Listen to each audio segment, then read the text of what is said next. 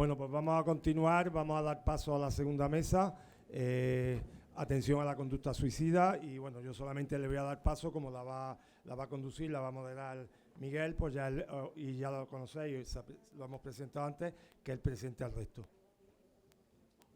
Una cosa, en el programa lleváis un código QR, luego para las certificaciones tenéis que pasar la aplicación del móvil por el código, porque si no, no tienen luego la constancia en Secretaría Técnica de la escuela. Tenéis que pasarlo el código QR para que luego se os pueda certificar y acreditar la asistencia, ¿de acuerdo? Pues Miguel, cuando quieras. Gracias, Antonio.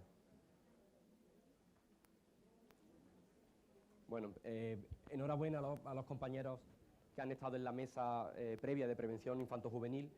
Esta segunda mesa tiene un título genérico, un título abierto, pero a la vez muy importante, muy significativo, que tiene que ver con prevención del suicidio, que es un término obviamente muy amplio.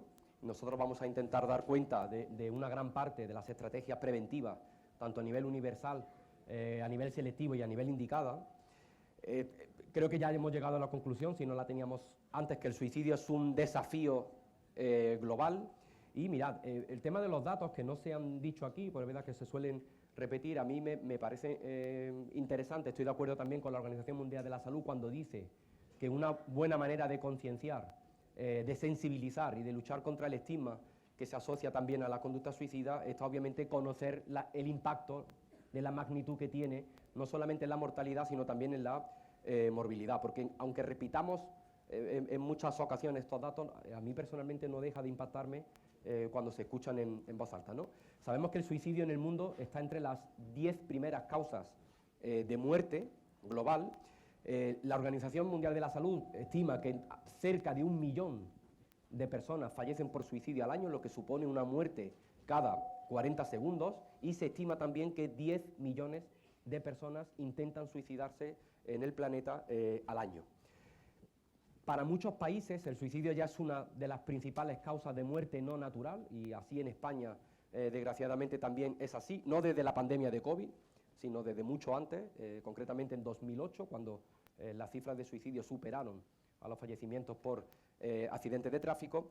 Sabemos que el suicidio es entre la primera y la segunda causa de muerte global en la población de 15 a 29 años, antes en la población infanto-juvenil. Hay un dato también muy relevante, y es que de ese 1 millón de personas que fallecen al año, sabemos que 250.000 son menores de 25 años. Yo creo que es un dato terrible que da cuenta de este impacto, ¿no? Pero no solamente el indicador de la mortalidad, que es obviamente el más doloroso para una sociedad, es un indicador de gravedad, tenemos también en cuenta la morbilidad, lo que hay debajo del suicidio, no solamente los suicidios consumados. Y aquí ya en España, sabiendo que fallecen 11 personas diariamente por suicidio en nuestro país, lo que supone un fallecimiento cada 2 horas y cuarto, sabemos que 70.000 personas intentan quitarse la vida en nuestro país. Esto supone, mirad, una urgencia médica, una urgencia psiquiátrica cada 7 minutos y medio, ¿no?, en nuestro Sistema Nacional de Salud. 2 millones de personas en algún momento de su vida van a pensar en el suicidio, van a tener ideación suicida. Luego, esto no es una cosa que le ocurre a un grupo minoritario, a un grupo de personas que puedan tener alguna enfermedad mental, sino que esto tiene ese impacto de salud pública que venimos defendiendo esta mañana.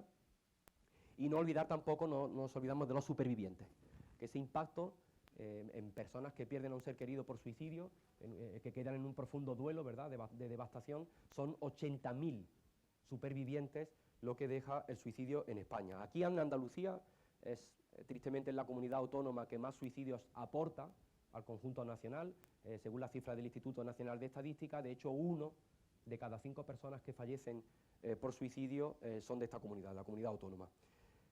Esto supone una muerte por suicidio en Andalucía cada 14 horas. Pero a pesar de estas terribles cifras, hay otra morbilidad que tiene que ver con el sufrimiento, con el dolor, que eso es imposible de evaluar, eso no se puede cuantificar, ese daño de sufrimiento que deja también el suicidio. Lo que sí sabemos, afortunadamente, ya introduzco el tema de la mesa, es que se puede prevenir, se puede evitar. Lo que ciertamente no podemos es predecir, al menos con la tecnología que disponemos hoy. No sabemos si la inteligencia artificial, el aprendizaje automático, el Big Data va a permitir avanzar en la predicción del suicidio, sabemos que hoy con las herramientas que tenemos, ni siquiera la entrevista clínica, ni siquiera los cuestionarios, los test que comentaba antes previamente Chelo, podemos predecir. Pero es importante tener en cuenta que no es necesario que podamos predecir el suicidio para poder prevenirlo. Y yo creo que esto también podemos aprender de la Dirección General de Tráfico, que no sabe, la Dirección General del Tráfico, desde el año 93 que fallecían en nuestro país 6.800 personas en las carreteras. La DGT no ha sido capaz nunca de predecir qué vehículo concretamente, en qué carretera o en qué momento va a tener un accidente. Pero no le ha hecho falta para poner en marcha una cantidad de estrategias de prevención de accidentes de tráfico que conocemos todos, ¿no? Desde campañas públicas, concienciación social, no beber alcohol, cinturón de seguridad, es decir, un conjunto de medidas destinadas a disminuir el número total de accidentes de tráfico, y luego otro grupo de medidas que en el caso de que se dé ese accidente se pueda garantizar la supervivencia y prevenir el resultado no fatal. Y yo creo que en la prevención del suicidio tenemos mucho que aprender también de ese paradigma. La primera persona que iba a participar aquí presencialmente, una compañera y amiga, Evelyn Wissing, ella es enfermera especialista en salud mental, no ha podido acompañarnos hoy presencialmente. Ella me pidió buscar una persona que pudiera sustituirla, pero creo que el mensaje de Evelyn era tan importante que le pedí y ella accedió a que se grabara en una de las preguntas que yo le voy a hacer. Luego yo voy a hacer la pregunta aquí en directo, voy a presentarla y ella nos va a contestar de manera virtual. Lo que no podremos es pues, entrar en la dinámica de preguntas, ¿no? a Evelyn, porque no puede hacerlo. Ella es asesora técnica del programa de salud mental del Sistema Andaluz de Salud, de la Consejería de Salud y Consumo. Es una verdadera referente de prevención del suicidio dentro del programa de salud mental. Lleva muchos años trabajando en el Plan Andaluz de Prevención del Suicidio. Tiene muchos años de experiencia de dedicación a la prevención. Yo la he conocido siempre trabajando en este tema, en diversos proyectos, tanto de ámbito nacional como internacional. Y mi pregunta, aprovechando que ella tiene esa posición privilegiada en la consejería, en el programa de salud mental, era precisamente que nos explicara qué se está haciendo por y para la prevención del suicidio desde el programa de salud mental y desde la consejería, ¿no? Porque compartiera con nosotros, digamos, acciones y estrategias que el Sistema Nacional Público de Salud está poniendo en marcha y que pudiera apuntarnos retos que tenemos por delante, ¿no? Así que esa es la pregunta que va a responder Evelyn y la vamos a ver en vídeo. Hola, buenas tardes. Antes que nada, disculparme por no estar ahí presencialmente con vosotros y vosotras, pero menos mal que tenemos la tecnología para acercarnos.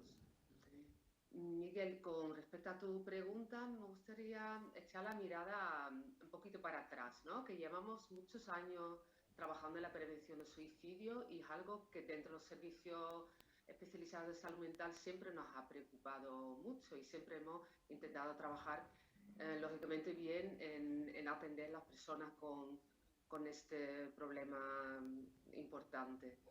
Y además hay mucha gente muy experta en Andalucía que llevan años trabajando sobre la prevención del suicidio y han publicado muchas cosas. Entonces, cuando en el marco del segundo Plan Integral de Salud Mental, sobre el año 2008, cuando empezamos a trabajar sobre documentos técnicos para organizar un poco mejor y dar buenas recomendaciones, no fue difícil encontrar gente que nos ayudasen a trabajar en estos documentos, porque sabíamos que había mucha gente trabajando en esta línea.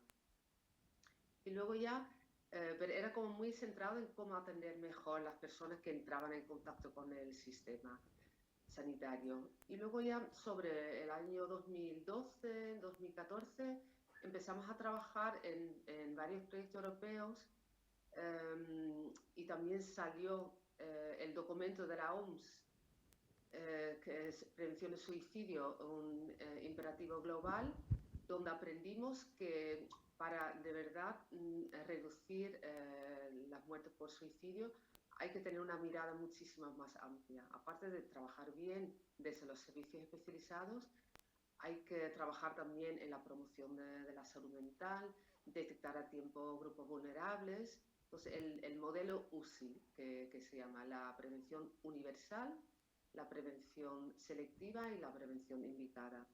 Entonces, también en el proyecto Eurígenas, que era uno de los proyectos europeos, elaboramos diferentes documentos que siguen en vigor, ya tienen sus años, pero siguen en vigor. Entonces, por ejemplo, hay guías de medios de comunicación Hay una guía también para el abordaje de la prevención del suicidio en el ámbito laboral, otro en el ámbito escolar, que ahora mismo estamos retomando mucho porque tiene ese enfoque también de prevención y de promoción del bienestar de los jóvenes.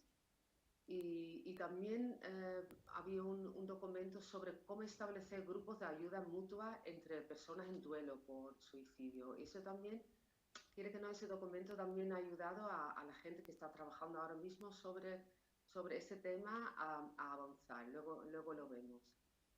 Entonces, llevamos ese bagaje y conocimientos y ya a raíz de la pandemia, como sabemos todos, hay como está mucho más sobre la mesa este problema y claro, y hay un compromiso mucho mayor de toda la sociedad en abordar este problema. Al final es un problema social, no solamente un problema de salud.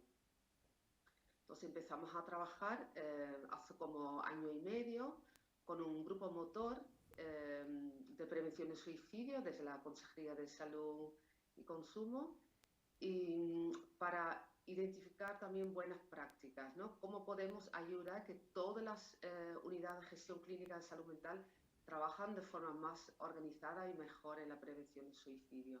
Sacamos un documento del plan de acción y ahora mismo se está desarrollando. Y además, para llevar a cabo este plan de acción, como muy centrado en los servicios de salud mental, conjuntamente con la atención primaria, se ha reforzado la red de profesionales.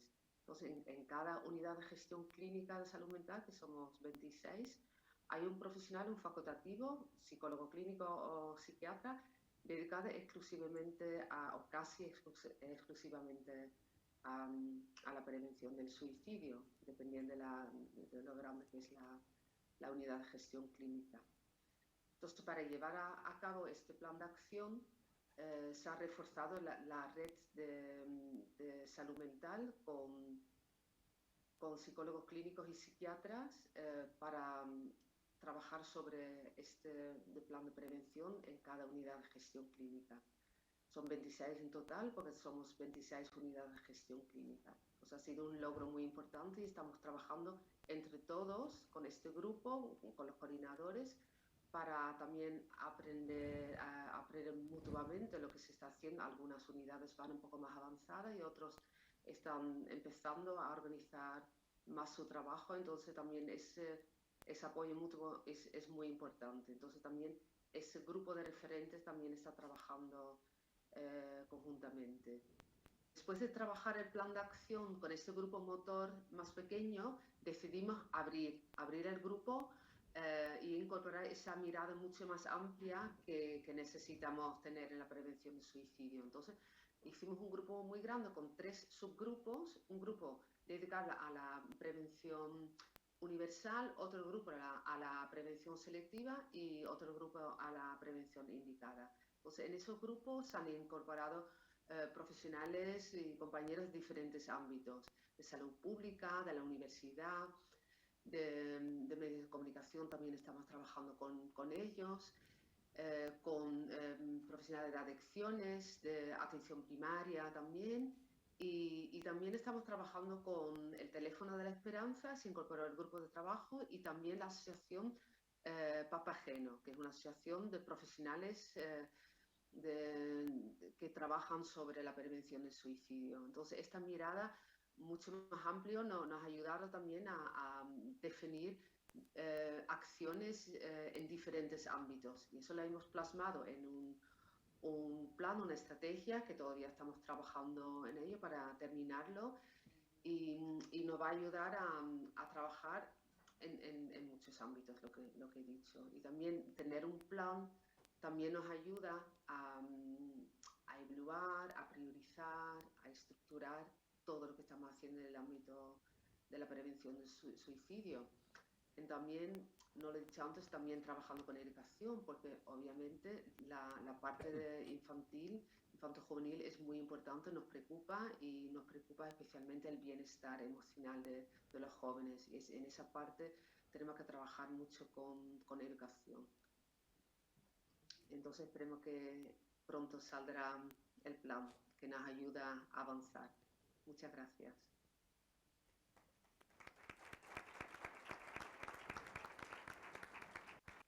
Bueno, pues muchas gracias, Evelyn. Ella habla del modelo UCI. Habéis escuchado prevención universal selectiva indicada, que para las personas que puedan no conocer ese concepto, la estrategia de prevención universal son todas aquellas iniciativas y todas aquellas estrategias que van dirigidas a la población general para reducir de manera amplia los factores de riesgo y amplificar los factores de protección de la conducta suicida.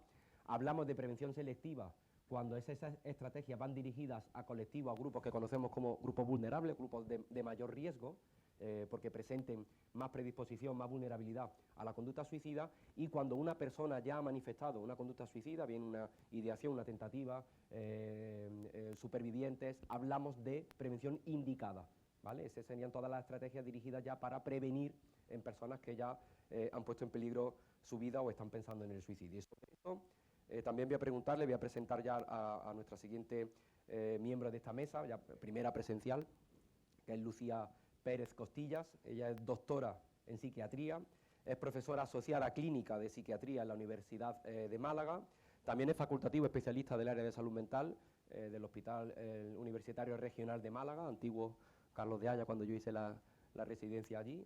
Lucía Pérez fue una de mis tutoras, una persona que le agradezco mucho la formación que recibí, como de otros muchos compañeros. Es también miembro de la Comisión de Prevención de Suicidio de este mismo hospital. Ella trabaja o desarrolla su labor en la interconsulta y en el enlace, que es también un enclave estratégico para la prevención del suicidio, y tiene una amplia trayectoria en investigación de prevención, puesto que también ha participado en diversos programas de suicidio que son comunitarios, como el programa Alienta o Razones para Vivir.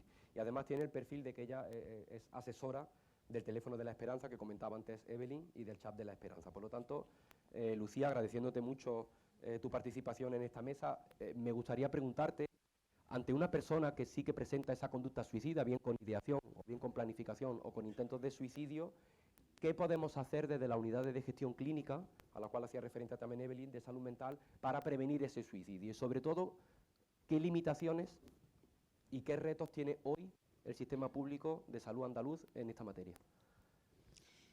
Bueno, lo primero, muchas gracias por invitarme y estar aquí, porque a mí cuando Antonio Hermoso me llamó, me pareció que era una iniciativa genial, que desde todas las asociaciones de enfermos quisieran hablar sobre suicidio, porque el suicidio, como ya se ha dicho aquí, no es un problema solo de salud mental.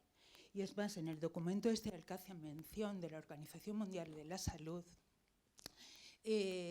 hacen hincapié en que hay determinadas patologías en las que siempre tenemos que preguntar por la muerte y por la idea suicida. La gente con dolor crónico, nos lo decía José Luis Bimbela, la gente con enfermedad crónica. ¿Por qué? ¿Por qué?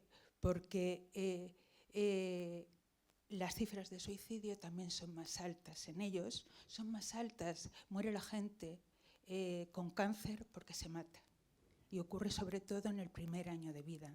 Y según las investigaciones mueren sobre todo los jóvenes con procesos linfoproliferativos, a los que nadie les preguntamos por la muerte. Y además, ¿por qué? Porque la enfermedad crónica también tiene una parte de estigma. Tiene una parte de, como hemos dicho, de aislamiento, de pertinencia, de falta de sentido. Y ahí dejamos a la persona sola, y a estas personas también hay que preguntarles por las emociones.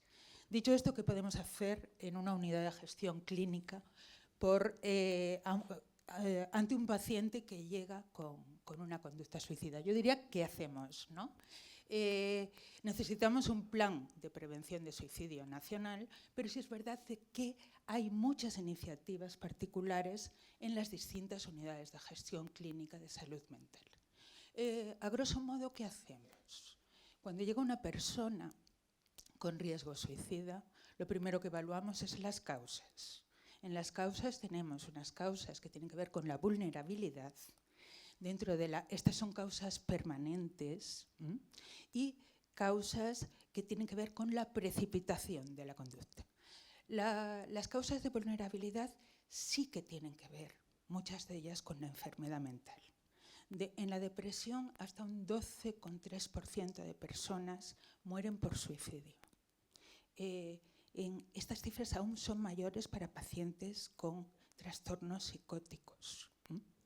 Entonces, esta es una causa permanente y que tenemos que abordar y que abordamos en los equipos de salud mental. También hay problemas emocionales que también son ahí abordables. Y luego hay una serie de causas precipitantes que muchas veces, y en nuestros adolescentes, tienen muchas veces que ver con problemas de pareja, con problemas con pares, con problemas familiares, que son los detonantes de esa conducta que les lleva al intento. ¿Qué hacemos primero? Evaluar las causas. Segundo, ¿qué hacemos? Evaluar la conducta. ¿Qué supone evaluar la conducta?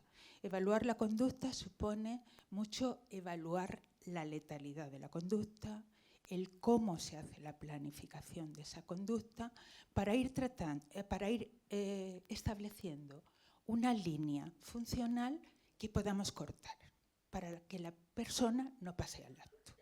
Y luego hay una parte que es fundamental, que es la evaluación real del riesgo.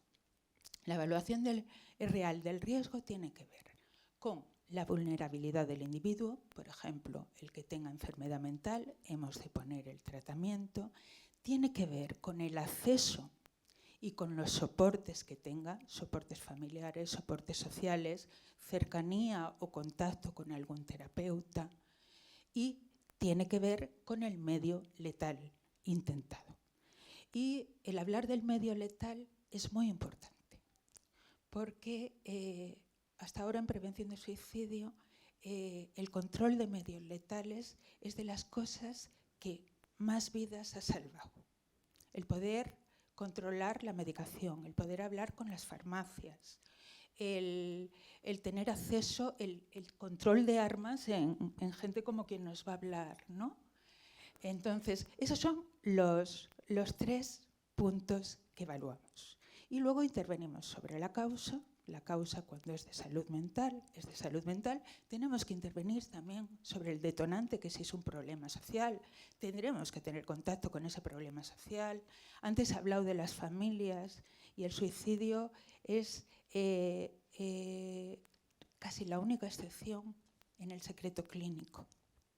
Hay que pactarlo con el paciente porque no podemos hacer de su secreto una afrenta. Pero a mí la experiencia clínica de años me dice que cuando le dices tengo una responsabilidad legal con lo que te ocurre. Y ahora mismo yo tampoco sé qué hacer, porque en esa escucha que tenemos que tener con el paciente tiene que estar el no lo sé. Nos presenta un problema complejo, que no ha sabido darle solución, que le ha metido en un sufrimiento profundo. Y el primer pacto es estoy contigo. Vamos a buscar soluciones y vamos a ver la parte que tiene que ver con lo económico, la parte que tiene que ver con lo físico, la parte que tiene que ver con lo emocional. Pero mientras tanto, hay que cuidar tu vida para que puedas decidir. Aunque te tenga que decir, vamos a dejar, o posponer, también ha venido la palabra, vamos a dejar el que te quites la vida para luego, dame un mes. ¿De acuerdo? Esto lo quería decir porque este es un global, ¿no? Luego, ¿qué hacemos? Voy a decir mi unidad de gestión clínica, pero creo que todas hacen algo muy parecido. Establecemos 4 líneas de actuación. Una es la formación, porque es fundamental formar desde los médicos de atención primaria, que se enfrentan con miedo a este tema también. Formar a profesores. Hemos tenido cursos con la policía, con la Guardia Civil, de ahí viene lo del programa Alienta. Hay que formar, hemos tenido también cursos con agentes sociales, porque los sin techo son gente vulnerable, ¿no? Entonces, nos tenemos que acercar para quitar el estigma, para enseñarles cómo se habla de suicidio, que se puede preguntar por la muerte, que no estamos invitando a matarse diciéndolo, sino que estamos diciendo lo llevamos a medias. Entonces, bueno, tenemos ese programa de formación y que ampliamos, y de ahí viene lo del teléfono de la esperanza, a colaboración con asociaciones, que termina dando lugar a generarse programas paralelos, ¿no? En el caso del teléfono de la esperanza, ahora, por ejemplo, hemos desarrollado lo que es un chat para la atención a jóvenes, porque el teléfono no es un medio que utilicen tanto como antes, y hemos desarrollado el chat. Esa sería la parte de formación. Y luego voy a hablar la parte de intervención, porque creo que es un poquitín la que más me trae aquí, ¿no? Como psiquiatra clínico. Y bueno, hasta hablando ahora, cuando llegué aquí a las jornadas, me decía el delegado de salud, dice, pero el delegado de salud y Berta, otra compañera que también está muy implicada en el suicidio, ¿cómo se llega a salud mental? ¿Qué es lo que hacéis en salud mental? Realmente, cuando hay un caso, ¿cómo lo hacemos? ¿No? Y entonces, os voy a decir los programas que nosotros tenemos en funcionamiento, ¿vale? Una de las primeras líneas de actuación que nos planteamos fue la intervención en urgencias, porque evaluando las historias de los pacientes que venían a la urgencia del hospital, vimos que hasta un 70% no llegaban a los equipos de salud mental. Entonces, llegaban con su demanda, incluso se registraba, pero no llegaban a los equipos de salud mental. He dicho se registraba mal. Tuvimos que meter una serie de palabras que nos orientaban a que podía haber habido una ideación o un intento de suicidio, porque muchas veces era intoxicación medicamentosa, tal. Bueno, entonces dijimos, vamos a trabajar ahí. ¿Cómo decidimos trabajar desde la urgencia? Estableciendo lo que se llama un código suicidio. El código suicidio lo que hace es que toda persona que llegue con ideación suicida o que sea vulnerable a tener una conducta suicida, tiene que pasar, no me voy a parar, pero tiene que ser registrada como tal, utilizando una escala de la que antes nos ha hablado Consuelo, y que además nos lleva a algo que sí que no está hecho, a registrar las conductas suicidas según la clasificación de la FDA. Porque el suicidio no es una enfermedad. El suicidio es un síntoma de una enfermedad, es una conducta, es una manera de resolver un problema emocional, pero sí que tenemos una clasificación universal de conductas suicidas. ¿Qué queremos? Bueno, ver con qué trabajamos.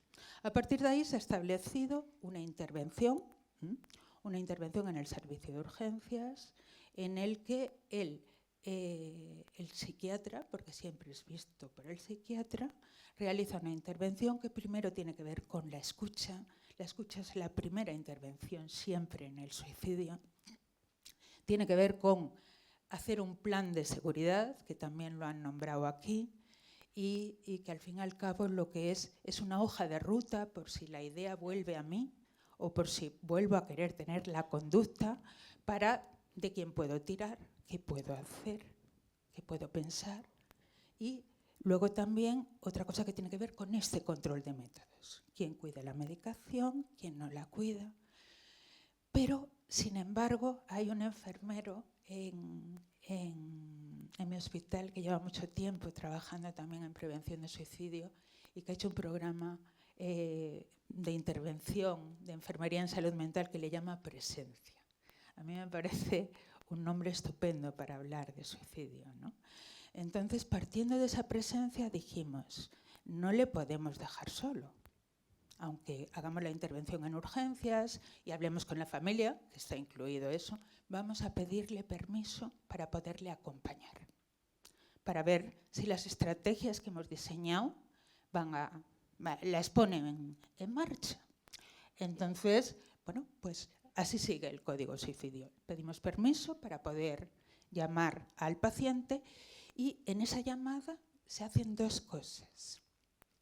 Se revisa su plan de seguridad, se revisa cómo está, se revisa la compañía que se hubiera pactado, pero se hace también una segunda cosa, que es dar una cita. Habíamos visto que muchos pacientes llegan a salud mental o llegan otra vez al médico de cabecera y acaban sin cita, ¿no? Bueno, pues ese es el paso. Llaman y le dicen, tiene usted una cita a tal hora, tal día, con un referente. Esta cita la tienen en menos de una semana. Porque según la Organización Mundial de la Salud, los primeros 10 días son claves. ¿De acuerdo? Entonces, bueno, la tienen dentro de una semana y, es más, se revisa si han ido a la cita. Si el paciente no ha ido a la cita, se le vuelve a llamar y se le pregunta por qué no has venido, deseas otra cita. Estamos en una situación de crisis y han podido pasar 1000 cosas. Bueno, pues este es nuestro código suicidio y así llegan a la que es nuestra casa, que son los equipos de salud mental comunitarios. Aquí es donde, en teoría, se hace la intervención. Voy a intentar, porque para los que no conocéis el medio, no sé si estoy dando datos, pero lo que quiero hacerlo es lo más sencillo posible. Si es un paciente conocido, ya que estamos hablando de la necesidad de escucha, de la alianza terapéutica como un medio de intervención, si es un paciente conocido, la cita se le va a dar con su terapeuta de referencia. Si no es un paciente conocido, entrará dentro de una forma de organizarnos nosotros que es citas preferentes. Pero siempre con esos tiempos, y será esa persona que le recoja quien le acompañará. ¿De acuerdo? Entonces pasará a ser atendido en el equipo según el problema que traiga. Pero hay determinados casos que, por su gravedad, y sobre todo por un elemento que es muy importante, por la impredecibilidad de la situación, necesitan lo que es una intervención intensiva. No tiene que ver con la gravedad de la clínica, tiene que ver, por deciros de alguna manera que nosotros nos entendemos, no es un paciente que voy a ingresar en agudos, porque los ingresos en agudos son especialmente traumáticos y son necesarios, hay que hacerlos. Y ya suelto la puya que muchos de ellos son involuntarios. Pero estos pacientes que tienen esa imprevisibilidad, pero que no voy a ingresar porque la familia puede contenerlos, porque tienen recursos, recursos personales me refiero, porque vemos que podemos pactar con ellos, entran en un programa intensivo. Un programa intensivo que va directamente conducido a tener un lugar de escucha. Se hace una intervención que tiene que ver con una intervención narrativa, en que se ve cómo han llegado a esa conducta. Se revisa el plan de seguridad, o sea, aseguramos que el paciente sabe salir del bache si lo vuelve a tener, y se revisan lo que he dicho que eran causas agudas, ¿no? Causas precipitantes, perdón. Entonces, ¿esto qué quiere decir? Se busca una cita con una trabajadora social si ha de requerirla. Si hay un problema de pareja, se busca una intervención de pareja o se busca el crear, digamos, una situación segura para poder seguir la terapia. Y otros pacientes siguen su tratamiento con su terapeuta habitual y luego tenemos otro programa que es para pacientes que necesitan una intervención psicológica especial para intervenir sobre las emociones. El pensamiento dicotómico es otro de los problemas que aparece mucho en el suicidio y hay que hacer un trabajo de reestructuración cognitiva. Entonces, se sigue el modelo del programa CAMS, que es un programa de Jobs, uno de los grandes estudiosos sobre suicidio, que empieza dándole mucha prioridad al trabajo con el suicidio y poco a poco eso va descendiendo y se trata el problema fundamental que ha llevado a ese sufrimiento. Y ya el último programa que tenemos diseñado es un programa de intervención con familiares, de pacientes que han fallecido por suicidio, ¿vale? Es un programa personalizado en que se trabaja un psicólogo en concreto, ¿vale? Y que es otro de los programas de prevención. He dicho formación, he dicho intervención y intentamos trabajar desde investigación. Aquí hay una de las personas que trabaja en ello porque queremos conectarlo. El suicidio ahora mismo tenemos pocas evidencias. Como decía Miguel, no creo que ni la inteligencia artificial en breve nos traiga respuestas, pero sí que tenemos que ir dando pasos seguros. Sí que hay evidencia científica sobre determinadas acciones que tenemos que hacer. Y entonces intentamos plasmarlo ahí, ¿vale? Y yo os diría eso es lo que hacemos. También, y voy a pasar a lo de retos porque si no yo es que me enrollo una barbaridad, ¿no? Y para hablar de lo de retos os voy a contar una historia que los psicólogos, los psiquiatras y yo creo que los educadores conocemos bien, porque es la historia de un ratón. Es la historia de Rudolf Wildt, era un investigador. Muchos lo sabréis, pero a mí me pega mucho para esto.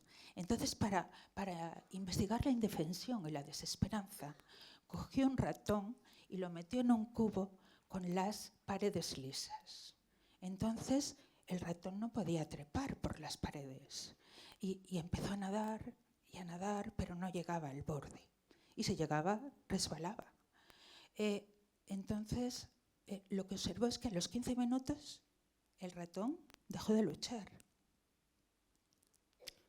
Entonces, él decía, ¿cómo puede ocurrir esto si sabemos que los ratones tienen vitalidad como para nadar durante 80 horas seguidas? Entonces, repitió el experimento. Y entonces, a los 5 minutos, hizo lo mismo, un ratón de la misma especie, y a los 5 minutos le dejó una tablita en el centro. El ratón se agarró. El ratón se agarró y nadó durante horas. Imagino que al final lo sacó. Pero aquí hay algo más, que es cómo sigue la investigación de este hombre. Y es que al cabo de unos días volvió a meter el ratón en el cubo. Pero no puso la tablita a los 5 minutos. Esperó más. Pero lo bueno fue que el ratón también esperó. Entonces, ese es un poco el mensaje que yo quiero lanzar. Que se están haciendo cosas, pero tienen que saber que estamos ahí. Tenemos que tender la mano. Entonces, ese mensaje es muy importante. Y ahora voy a lo de los retos. Antes os voy a contar otro rollo, y es que hay una modificación de esta historia del ratón en que en vez de hacerlo en agua lo hace en leche. Y entonces de tanto nadar el ratón hace una crema. Y la crema le permite salir adelante. Bueno, pues es que para mí la crema son las asociaciones, la crema son las familias, la crema es escolas, la crema son los colegios, la crema somos todos. Pero sí me parece que salud mental deberíamos ser un poco la tabla, porque todos acabáis diciendo, y yo lo veo lógico, ¿no? Pero ¿cómo se llega a salud mental? ¿Cómo me serviría a mí poder tener contacto con salud mental? Y yo creo que ese es uno de los retos. No lo tenemos resuelto. Yo creo que los retos son un programa nacional de salud mental. Yo creo que los retos son el trabajar de una forma colaborativa. Y yo creo que los retos son reuniones como esta, en que podamos hablar de muerte, porque la muerte es algo ancestral, que forma parte de nosotros. Todos, en algún momento de nuestra vida, hemos pensado en la muerte como una solución. ¿Quién no pensó eso? Y desde esa normalidad tenemos que ver cómo vamos dando los pasos hacia la desesperanza para decir esa es la única solución. Y ya no me enrollo más.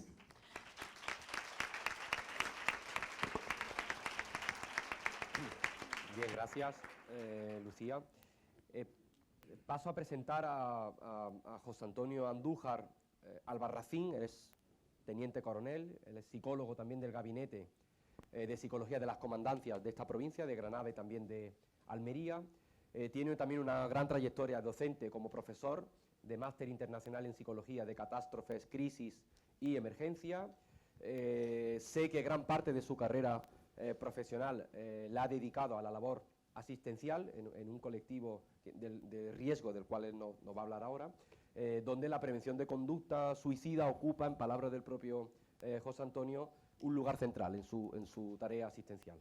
Y la pregunta, yo creo que en este caso es obligado, José Antonio, bienvenido, muchas gracias.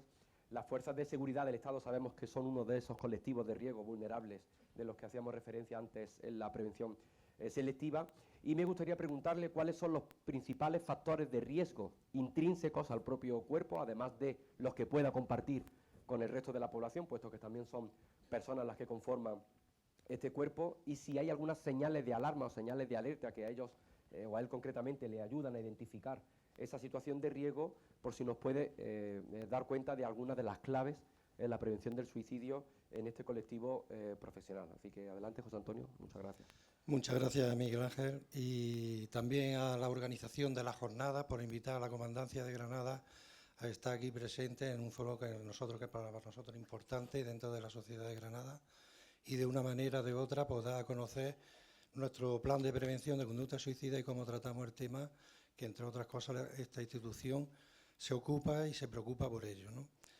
Con relación a las señales y situaciones precipitantes, en principio la casuística dentro de la Guardia Civil no difiere en gran medida de lo que es la población general. Son normalmente las mismas variables, como pueden ser muchas veces, pues son los problemas de relación de pareja, las separaciones y las rupturas sentimentales, unidas algunas veces a lo que es el consumo de sustancias de alguna manera tóxicas y que facilitan aún más, como decía aquí la compañera, la precipitación de la conducta autolítica, ¿no?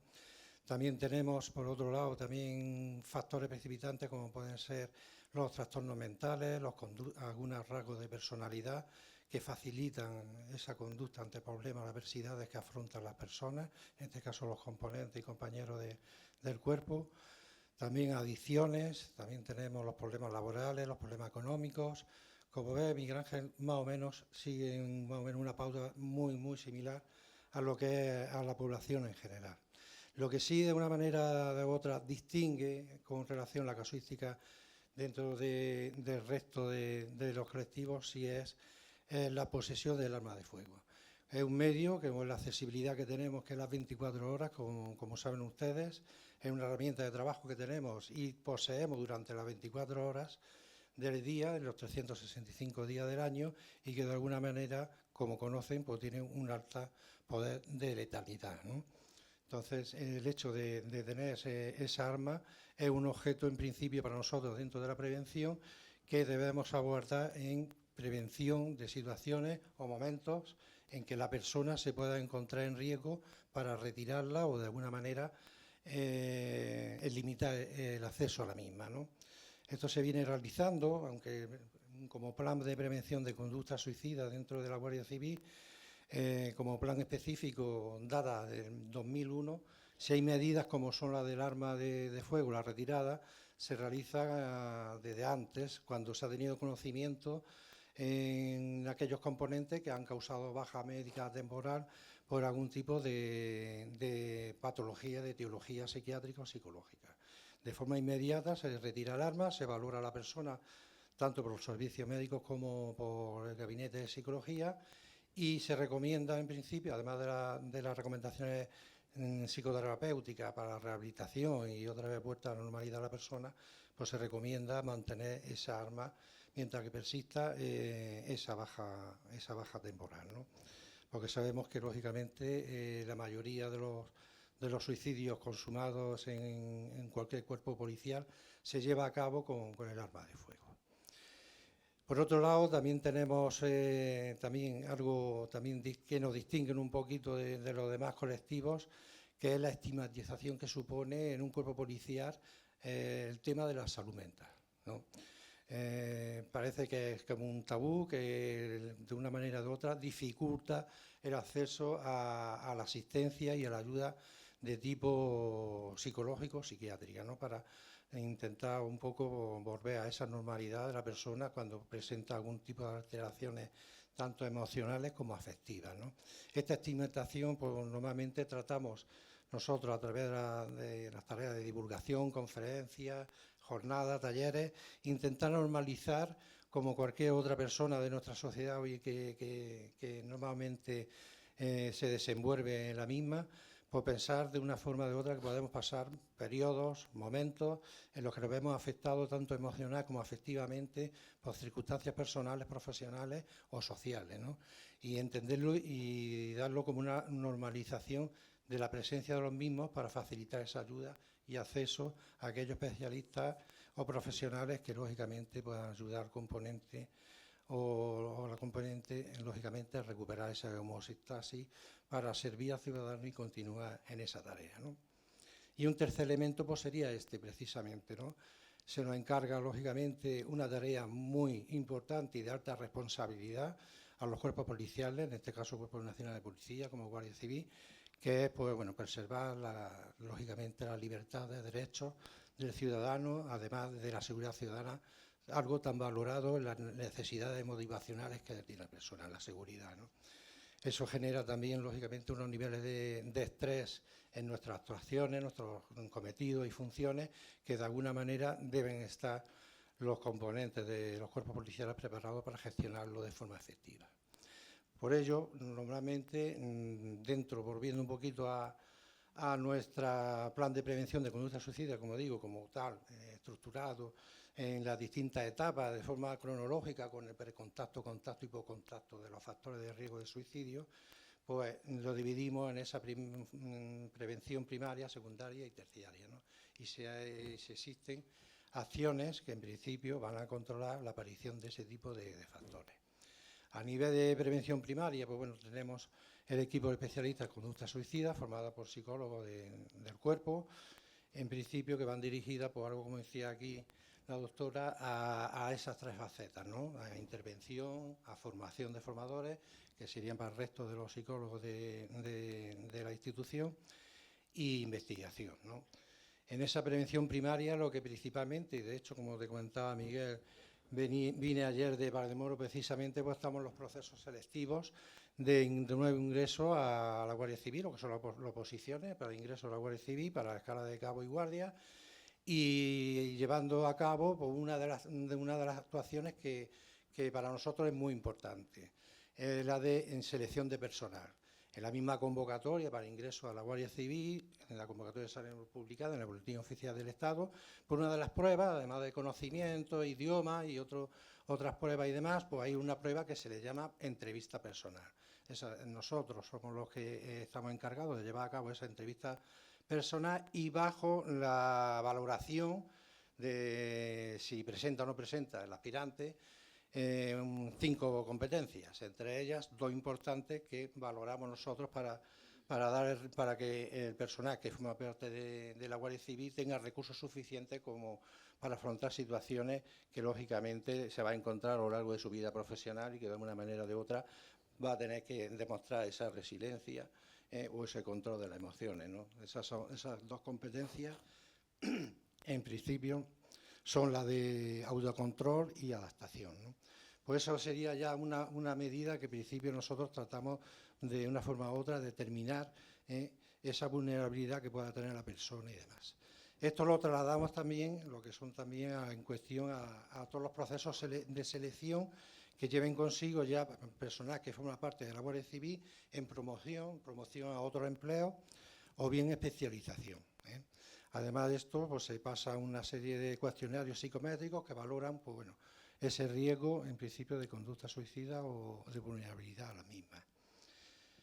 Más acciones en principio tenemos, y para nosotros que es muy importante también toda la materia en divulgación en conferencias, en jornadas, en talleres, y que de forma esporádica pues se van lanzando a cada uno de los componentes de la unidad. Lo hacemos en grupos, procuramos que sean grupos numerosos y se trata de dar a conocer esas señales de alarma y esas situaciones precipitantes para que ellos reconozcan, en el caso de que estuvieran afectados en algún momento, su situación a nivel de riesgo o bien que pudieran valorarlo en otros compañeros. Es para nosotros muy importante el apoyo del compañero y el que pueda percibir a lo mejor esa situación de riesgo para comunicarlo bien a los servicios médicos o bien a los servicios del gabinete de psicología para intervenir, ¿no? Sería también otra faceta importante en la cual nosotros pues, estamos últimamente implicados desde el año 2019 en este tipo de tareas de divulgación a través de las conferencias y demás.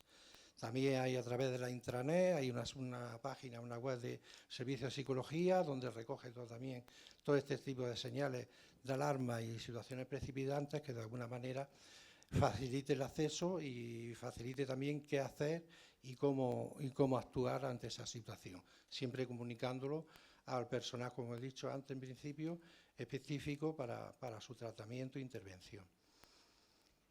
Ya a nivel de prevención secundaria, ya cuando existe ese riesgo o se valora ese riesgo que existe, esa vulnerabilidad de la persona y ha pasado ya incluso a tener ideación elaborada o no sobre el suicidio, pues lógicamente ahí entramos en todo, tanto el equipo especialista de conducta suicida como es los gabinetes de psicología, la intervención. Para nosotros un elemento muy importante ha sido, a partir del 2005, establecer una línea telefónica que es gratuita y confidencial. Nosotros le llamamos el teléfono de atención psicológica, el TAP, el cual, pues, que es el 900-200-062, el cual está abierto las 24 horas de los 365 días a cualquier sugerencia, a momentos de crisis que pueda tener cualquier componente o incluso amistades o incluso a familia. Este teléfono se ha dado publicidad a nivel de carteles, dípticos y carteles y pósteres que se han repartido en las unidades, ha tratado que se llegue a todo el mundo. Muy importante a la familia también, porque lógicamente muchas veces son los familiares los más llegados al grupo primario, lógicamente son los que muchas veces ven esos cambios comportamentales, esos cambios de pensamiento, cómo los exterioriza a través de comunicación o de lenguaje, que lógicamente está denotando que algo está pasando y de una manera o de otra sería conveniente saberlo e intervenir. Sobre todo para intentar valorar ese riesgo y si existe ese riesgo sin tener que tener una necesidad de formalizar una baja médica o que tengamos a través de esa baja médica conocimiento de esa alteración o estado de la persona, proceder, como hemos dicho, a la retirada o a la limitación de ese medio tan letal como es el arma de fuego, ¿no?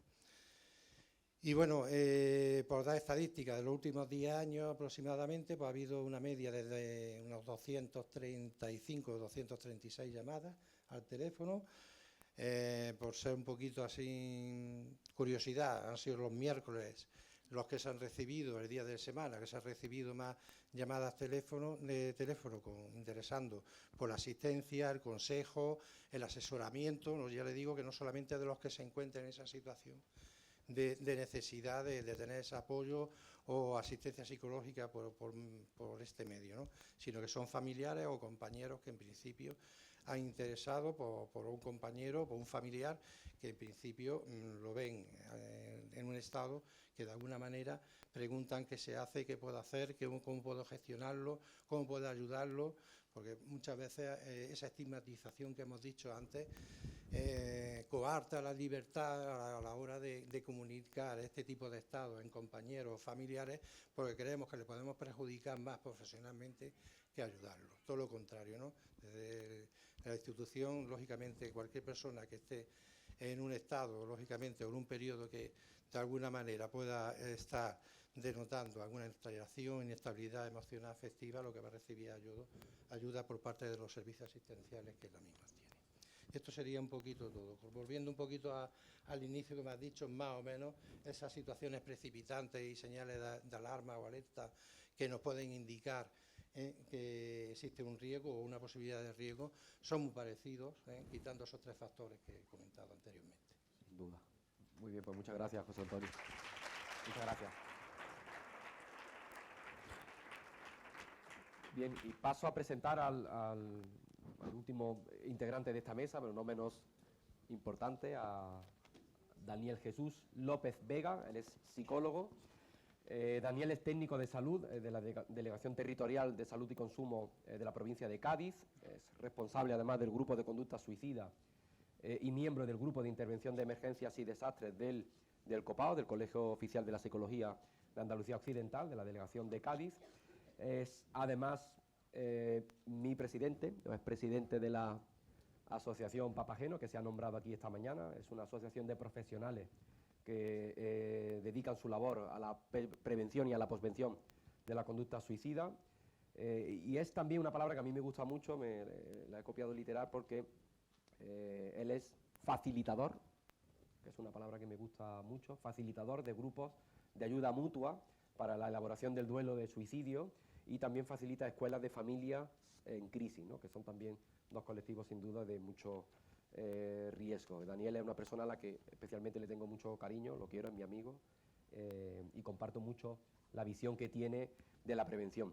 Y concretamente, hablando de la prevención universal, que es capital en esto que estamos hablando de la prevención, hay una cuestión en la que nosotros 2 compartimos mucho y hemos discutido varias veces, y es que solemos dedicar, en general, las instituciones suelen dedicar más cantidad de recursos, más atención a la intervención cuando las personas ya se han puesto en peligro, a la prevención selectiva incluso de los grupos vulnerables, pero dejamos muy atrás algo que es la prevención universal, como digo, que es reducir el riesgo general o global de toda la población. Y esta prevención universal es la pregunta a la que quiero hacerle a Daniel, que pueda compartir con nosotros cuáles son las principales estrategias, las medidas o las acciones que él considera que son claves para poder prevenir el suicidio en el conjunto total de la población. Así que adelante, Daniel, gracias por estar aquí. Pues muchísimas gracias, y sobre todo por la emotiva presentación de Miguel y por la invitación que hace la Escuela Andaluza para que hable en esta jornada. No sabía que iba a ser el último, y entonces muchas de las cosas... He cambiado el discurso 15 o 16 veces mientras que escuchaba a los compañeros para no repetirme, y he pensado hacerle una pregunta a él, si él prefiere que acabe, o sea, que empiece por un mensaje esperanzador, o doy un baño de cruda realidad, lo que tú prefieras. Lo dejamos. Vamos a seguir el experimento de la rata. Vale, pues mira, voy a utilizar el experimento. Vamos a empezar por el cubo sin salida y luego nos echa la madera. Desordenado, Miguel. Y luego nos echa la madera. Mira, hay una cosa que a mí me han impactado 2 o 3 cosas de este encuentro. Primero, hay una cosa que estaba la sala llena. Después de la pandemia es poco habitual ir a un sitio que se va a hablar de un tema tan árido y que te encuentres con la sala llena. Ese es el mensaje esperanzador. Mucha gente venía de movimiento asociativo. Y otra cosa que también me ha resultado gratamente sorprendente es el tema de lo completa que es la jornada. Ha venido un compañero que representa a la Guardia Civil, una psiquiatra, un par de psiquiatras, movimiento asociativo, incluso hasta la mesa del principio era muy nutrida, ¿no? La universidad, total, estupendo, fenomenal. Ustedes sois un colectivo fácil, porque ya estáis totalmente motivados a trabajar este tema. Muchos lo habéis sufrido en vuestras propias carnes, y otros pues estáis, vamos, a muchos de ustedes os veo continuamente cuando me invitan a un acto, ¿no? Entonces es relativamente fácil. Y iba a la pregunta que hizo, creo que fue la compañera, ¿no? El tema de lo de que alguien había preguntado, lo del tema de cómo no había plan de prevención de suicidio. Los alumnos, sí. De tercero, cuarto, primero bachillerato. Los pobres han preguntado inocentemente. Y después me ha impactado la contestación que ha dado el compañero de decir, bueno, ustedes saben cómo soy el juego político. Siguiendo el símil de la rata, es el equivalente a que yo vea a la rata hundirse y decir, para te voy a tener sin corcho 3 meses. Tú que aguantas 80 horas, pues te voy a aguantar 81 horas.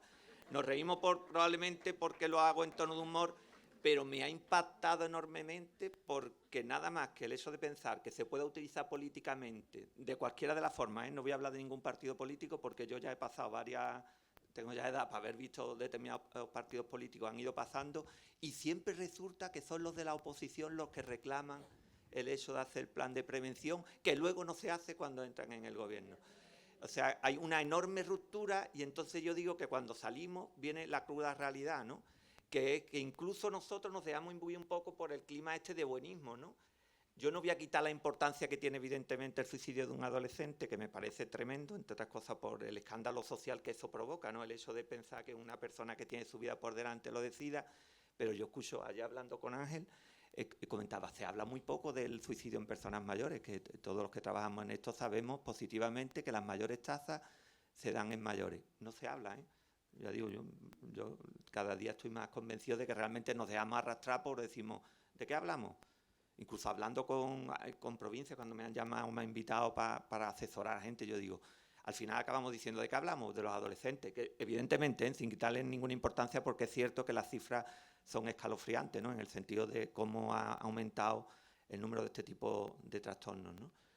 Pero yo lo dejo ahí de reflexión, ¿no? Es decir, a lo mejor ya basta, lo enlazo también con lo que ha comentado el compañero Bimbera, lo del tema del ego, ¿no? Que a lo mejor, bueno, a lo mejor, pues a mí me gustaría más hablar de temas que sean más, que me favorezcan más profesionalmente, pero por desgracia a lo mejor no tenemos que hablar de las cosas que nos gustan, sino de las cosas que no nos gustan.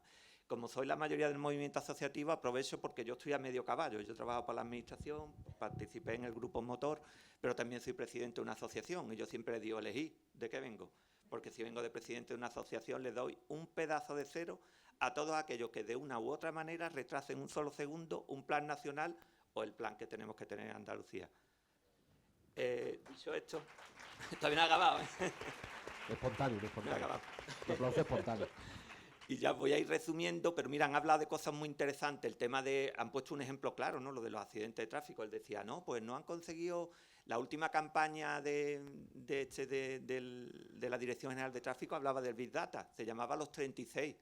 Y era una campaña para que todos nosotros nos sintiéramos identificados con el hecho de que a lo mejor eres tú uno de los que puede morir este año, ¿no?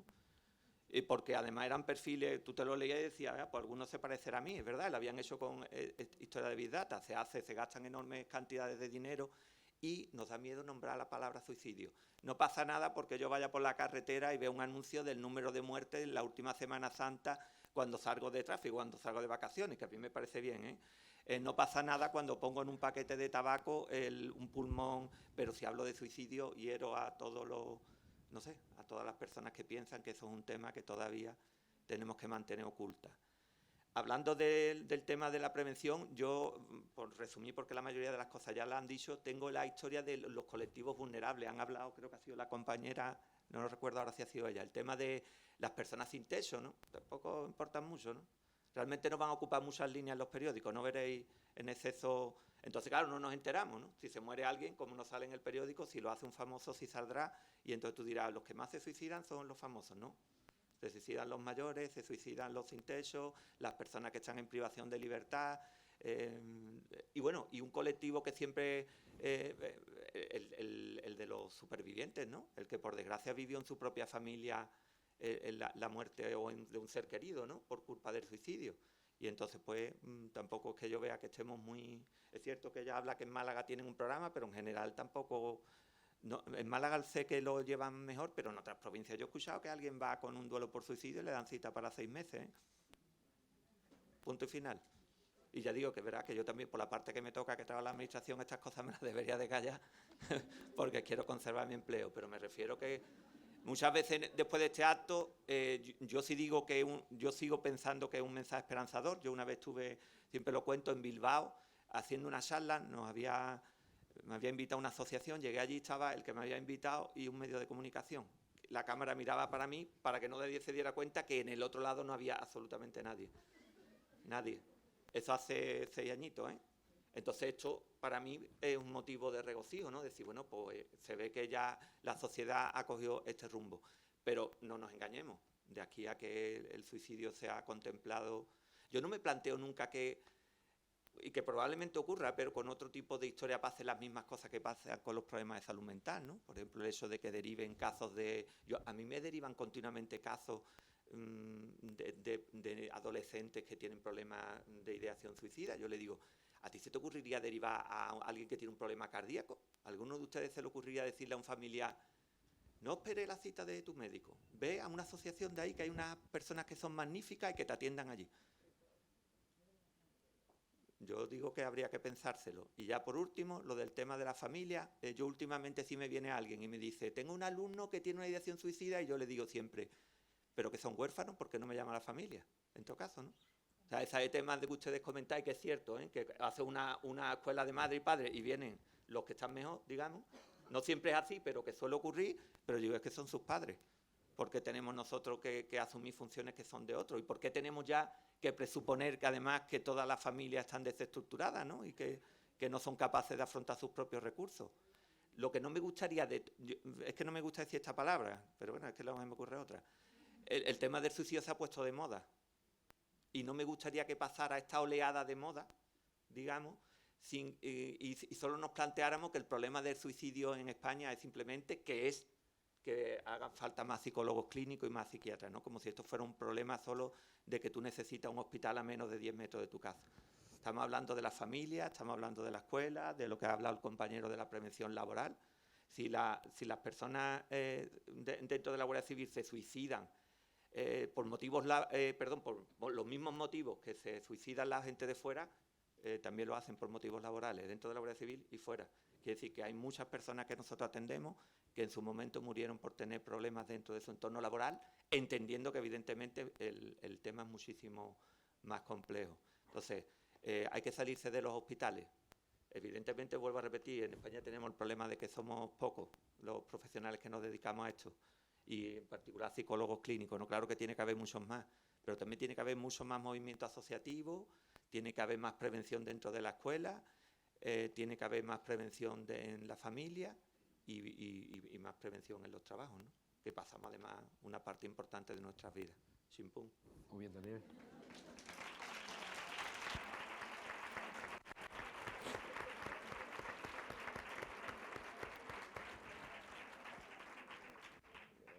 No creo que es mejor el cierre de Chimpún. Con nada lo que pueda decir ahora no va a superar el Chimpún, pero tenemos hasta I-20, esto me lo ha archivado la organización y llevan razón porque literalmente además se nos pasa el arroz. Son I-10, yo me gustaría, como queda poco tiempo, para intentar que entren el máximo de posible de preguntas, que sean preguntas modelo cortas, claras y directas, y también pediría a los compañeros que sean respuestas cortas y directas, ¿vale? Para que puedan entrar más. Esto evidentemente, como en todas las jornadas, y eso es una buena señal, daría para extendernos mucho más, pero os agradecería preguntas cortas y directas y respuestas cortas y directas, ¿vale? Y yo a I-20, pues me toca mandar a la gente al arroz. Gracias, Tachi. Bueno, hola, yo no sé cómo explicar esto, ¿no? Resulta de que hablamos de que una persona acude porque tiene un problema de salud mental y tiene problemas de que se quiere quitar la vida, y dice usted que en 10 días, en una semana, le dan una cita, ¿no? Pero ¿y el segundo día y el tercer día? En ese tiempo se puede quitar del medio, ¿no?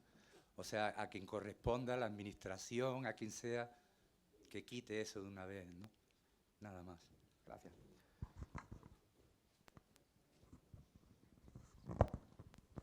Tienes toda la razón, que ese es un paso que estaba vacío. Luego está el programa de intervención intensiva y es semanal. Incluye llamadas telefónicas. También decir, y yo no voy a defender algo que no está del todo instaurado. Esto es un programa. Una sola persona para una unidad de gestión clínica no puede cubrir este esfuerzo. Entonces, bueno, yo creo que los chicos están en la calle pidiendo mayores recursos en salud mental. Y luego me voy también al compañero que la gente de salud mental tenemos que tener también recursos de apoyo en la calle, porque si no volveremos al estigma.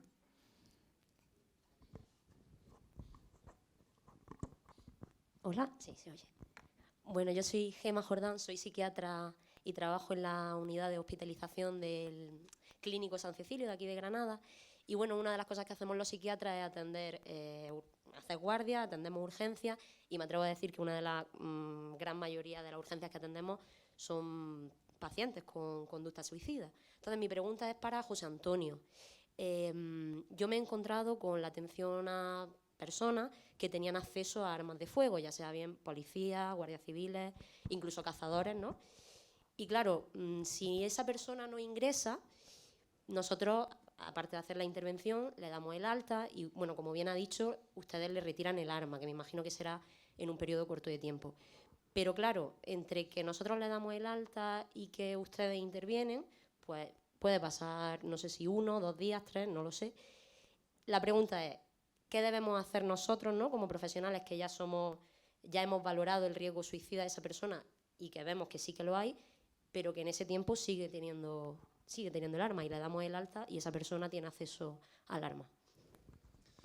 Sí, de principio habría que determinar a la hora de retirarle esa arma, lógicamente tener una comunicación oficial por parte de los facultativos o profesionales que están atendiendo y de alguna manera creen conveniente que tiene que estar bajo tratamiento psicofarmacológico, o porque el estado que tenga, aunque no tenga su tratamiento, ven conveniente de alguna manera que tenga que tener limitadas sus facultades para ejercer sus funciones. Lógicamente eso llevará consigo a la retirada del arma. Sí que es verdad que no hay cauces legales de comunicación directa, como puede pasar muchas veces en toda la asistencia médica, ya no solamente a nivel psiquiátrica, sino atención primaria, que obliguen a los profesionales de atención primaria a comunicarlo, ¿no?, a la administración. Esto nos pasa a nosotros solamente también con cuestión de los permisos y licencias de armas, ¿no?, cuando un cazador, tiro olímpico o que practique deporte con lo mismo, ¿no? Lo único que tenemos nosotros como competencia, como saben ustedes, y lo que es armas y explosivos tiene competencia la Guardia Civil, y tenemos muchas veces esa falta de información que lógicamente debería de llevar a cabo la retirada cautelar de esa arma hasta que no recupere otra vez las condiciones psicofísicas de esa persona para hacer uso de esa licencia a través del arma.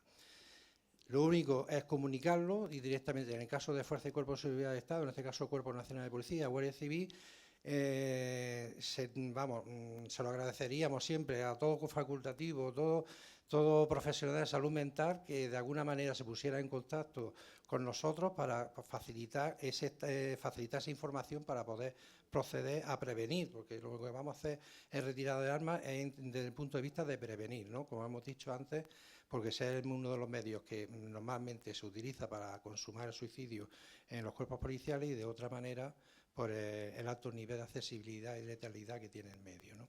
Entonces, por nosotros no había ningún tipo de problema, todo lo contrario. Sí que es verdad que a lo mejor deberíamos ir un poco más allá y que legalmente se establecieran unos cauces en los cuales hubiera una comunicación directa y rápida para poder llevar a cabo esa prevención.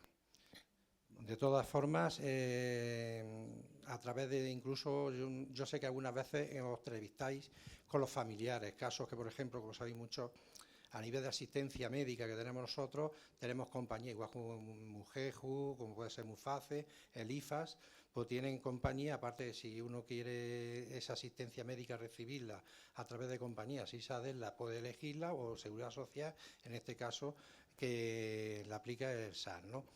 Pero que de alguna manera u otra deberíamos tener unos cauces, en principio, que fuesen más ágiles a la hora de poder facilitarlo, y lógicamente se podrían prevenir situaciones que a la larga después a lo mejor ha podido desembocar a lo mejor en una tentativa o en un suicidio consumado. Vale. Por nuestra parte, tanto el servicio médico como por el servicio de psicología a nivel de aquí, en el caso de Granada, si hablamos de aquí de Granada, y el resto del territorio nacional, allí donde hayan estos dos servicios asistenciales, no va a haber ningún problema de que podamos recibir vuestra sugerencia, lógicamente como profesional y facultativo de la salud mental, y preferentemente pues se tomará esa medida y después se valorará por los servicios nuestros. La coordinación, ¿de acuerdo? Que es muy importante. Hay gente en el chat, bueno, que están agradeciendo y dando un feedback positivo de la mesa. Comenta Carlos, por ejemplo, que está de acuerdo con Daniel, pero que todo eso que él ha comentado no empieza desde cero, sino que parte de -10, entendiendo un poco el tema del tabú y del retraso que tenemos, ¿no? Hay una pregunta también de Isabel, también muy interesante, entonces abrí una espita ahora grande, pero una pregunta que me parece muy interesante. ¿Hay algún dato del número de suicidios consumados o de intentos de suicidio en otro colectivo de riesgo profesional que son los profesionales de salud mental, Lucía?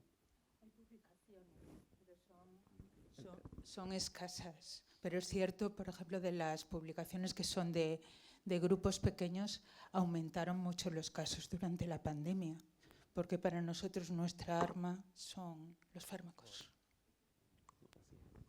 ¿Hay alguna pregunta más, Tachi? Sí. Nos quedan como 2 preguntas más, ¿vale? Yo voy a hacer una nada más. Bueno, ya no me presento para que me conocéis.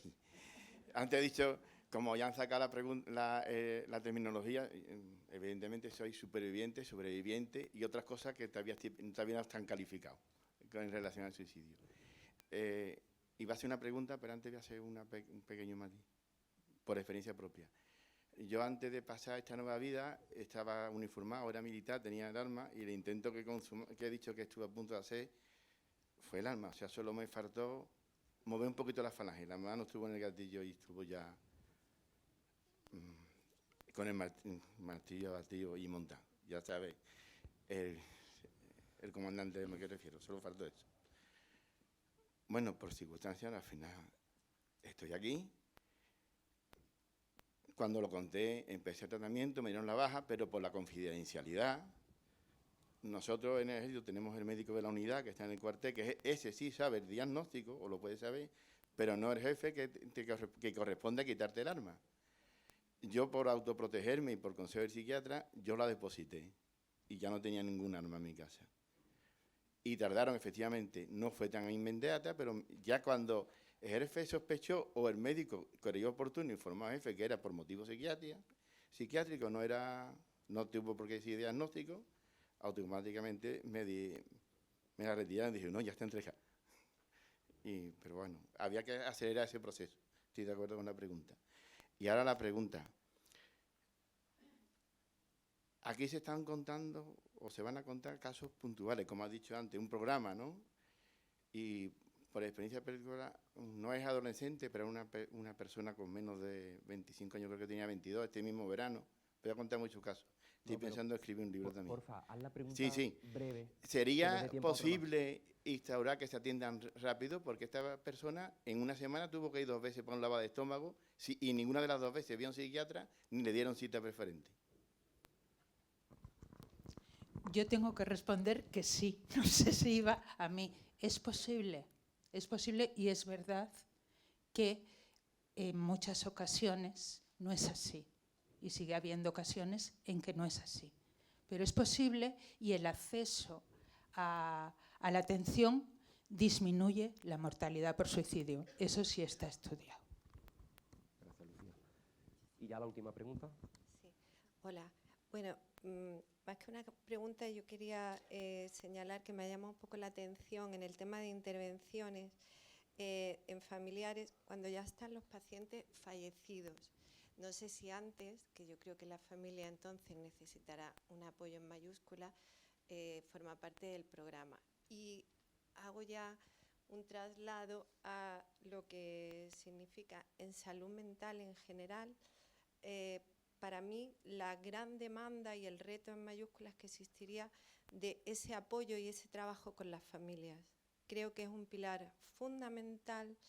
Creo que el trastorno mental, que el comentar esto aquí tiene su razón de ser porque el trastorno mental es una causa importante de suicidio, pero a la vez creo que es un tema a tener muy en cuenta. La familia se le da mucho de lado, de hecho todavía hay personas que me comentan es que no he hablado ni un segundo todavía con el psiquiatra de mi familiar y creo que ellos necesitan un apoyo y una atención paralela y con la misma intensidad que pueda necesitar el afectado. Gracias. Bueno, pues muchas gracias. Sé que se quedan preguntas en el tintero, pero también espero que a lo largo de la tarde, de la jornada, se puedan contestar. Así que en palabras de Daniel, presidente de Papageno, chimpún. Gracias. Antonio.